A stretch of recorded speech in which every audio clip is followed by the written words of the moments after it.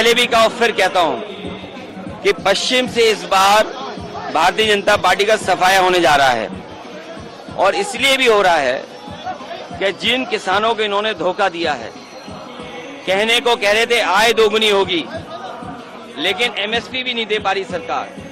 MSP का कानूनी अधिकार इंडिया गठबंधन समाजवादी पार्टी देना चाहती है, और जब मौका मिलेगा तो उस पक्ष पे काम करेगी। वहीं बड़े पैमाने पर नौजवानों की नौकरी छीनी, और ये जानबूझ करके पेपर लीक कर रहे हैं। उत्तर प्रदेश में बीजेपी की सरकार है, जहां से पेपर लीक हो रहा वहां बीजेपी की सरकार है। जब इतना सुरक्षा का इंतजाम किया इन्होंने, उसके बाद आखिरकार क्यों पेपर लीक हो रहे हैं? और जब पहली बार पेपर लीक हुए उसी समय सरकार क्यों सावधान नहीं हुई? सरकार जानबूझ करके पेपर लीक इसलिए करा रही है क्योंकि वो आरक्षण नहीं देना चाहती, वो सरकार नौकरी नहीं देना चाहती। और इनके पास बताने को क्या है? बड़े बड़े होर्डिंग लगाए हैं, कहने को डबल इंजन है, लेकिन दूसरा चेहरा होर्डिंग पे नहीं आ पा रहा है, दूसरा चेहरा गायब है, और जनता वोट डाल के जो एक चेहरा बचा है उसको भी गायब करेगी। नगीना लोकसभा में आप जीतने के बाद क्या नगीना लोकसभा को जीतने के बाद क्या नगीना लोकसभा और बिजनौर, इस लोकसभा के अंदर और जिले के विकास के लिए जो भी होगा वो समाजवादी लोग करेंगे। दूसरा मैं आपको बताना चाहता हूं, आज इस जिले में अगर एम्बुलेंस चल रही है तो समाजवादियों की देन है।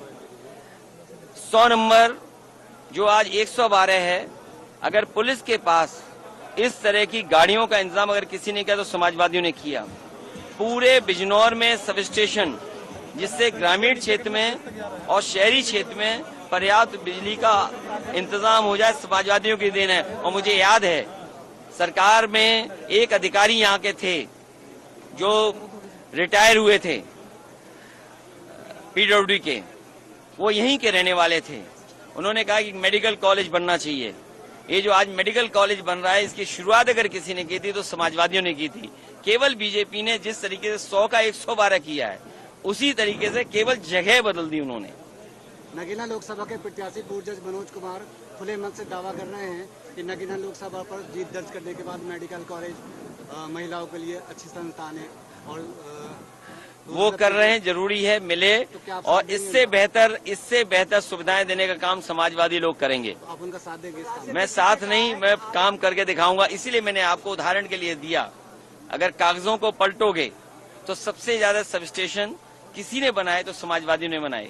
एक समय ऐसा था थाने में पुलिस को डीजल पेट्रोल भी नहीं मिलता था, वो जो फरियादी आता था उससे वसूल करके गाड़ियां चलाते थे। बजट दे करके, गाड़ियां दे करके पुलिस को रिस्पांस सिस्टम अगर किसी ने दिया, समाजवादियों ने दिया। पूरे बिजनौर में हजारों ऐसे बच्चे होंगे जिन्हें लैपटॉप मिले हैं, और उन लैपटॉप से अपने आप कुछ न कुछ करने लगे। जो अभी बिल गेट्स आए थे और प्रधानमंत्री जी जो बात कर रहे थे डिजिटल डिवाइड को लेकर के, तो डिजिटल डिवाइड कैसे खत्म हो, उसके लिए अगर किसी ने काम किया था तो समाजवादी पार्टी ने यहाँ पर लैपटॉप बांटे। वो आज भी चल रहे होंगे। बीजेपी के जो दिए गए हैं स्मार्टफोन, आप उंगली घिसते रहिए, थक जाओगे, तब जाकर के थोड़ा बहुत चलता है। बीजेपी का नारा है आपकी बार 400 पार, क्या कहना है आपका? 400 हार इस बार की होने जा रही है। 400 पार नहीं, 400 हार। और जितने लोग हैं संविधान और लोकतंत्र को खत्म करने वाले लोग हैं, वो सब इस चुनाव में जनता के वोट से भगाए जाएंगे। अखिलेश जी, राष्ट्रीय अध्यक्ष ने कहा है कि इंडिया गठबंधन के आधे नेता जेल में हैं, आधे जेल पे हैं, क्या कहना चाहते हैं? भारतीय जनता पार्टी ने अपने दल को भ्रष्टाचारियों का गोदाम बना लिया है। भारतीय जनता पार्टी ने भ्रष्टाचारियों के लिए अपना दल गोदाम बना लिया है। जितने भी भ्रष्टाचारी हैं अब सब भारतीय जनता पार्टी में है। क्या आपने इलेक्टोरल बॉन्ड का नहीं देखा कि किस तरीके से भारतीय जनता पार्टी का बैंड बज गया? सच नहीं बोल पा रहे हैं।